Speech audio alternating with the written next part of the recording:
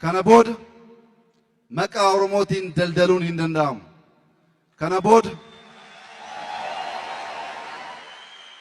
Kana booda paartii 15 20 ta'anii Oromoof nan qabsaa jechuun hin barbaachisu.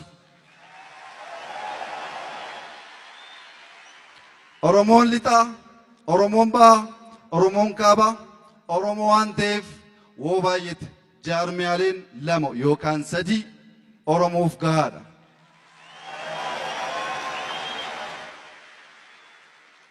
Bittinnaa'uu sabaa